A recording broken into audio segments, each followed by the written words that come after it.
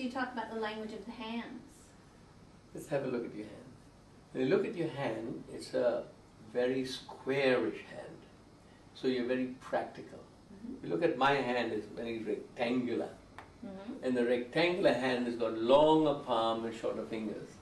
So this is more intuitive, or more, I internalize a lot in my feelings, and I don't express so much of my mind until I listen inside. Mm-hmm. Whereas your fingers and your palm are almost the same.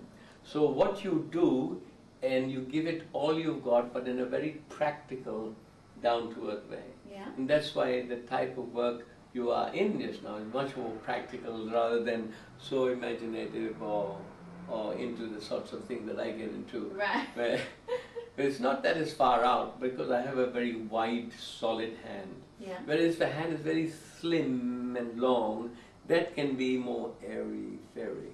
Ah. So it's the delicateness that makes you, by nature, delicate, because that's how you how you hand it out to us, how you'll touch and how you'll feel. Mm. But the fascinating thing about it is, each one of us are so unique.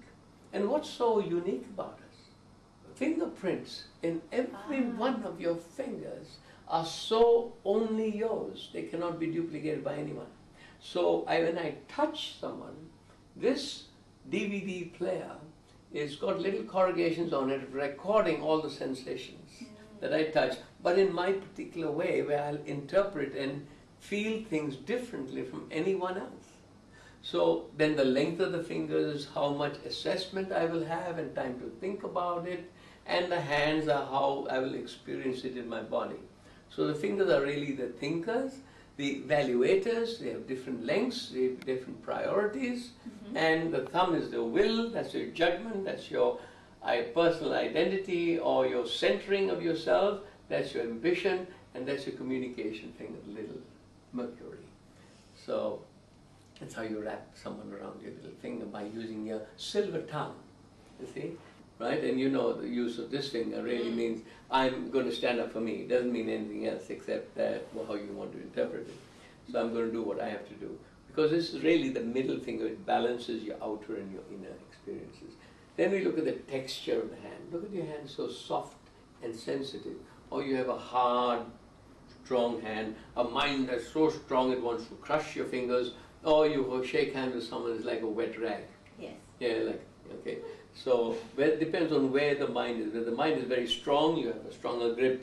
If you're absent-minded or you're not even home and they're shaking your hand, you know, they're not even there. So there's no response. So you can tell a lot by your hands. The hands are really so phenomenal. They're very, very complex. So the hand reading class is quite complex. We don't read the lines, we look at how they perform. Because everything about this whole workshop is about my performance, my potentials, and how I'm going to use them, and they're the most creative parts of us that bring a lot of balance into us. Because look at this, this is where it creates balance. And we can reach out so far out there and connect with the world.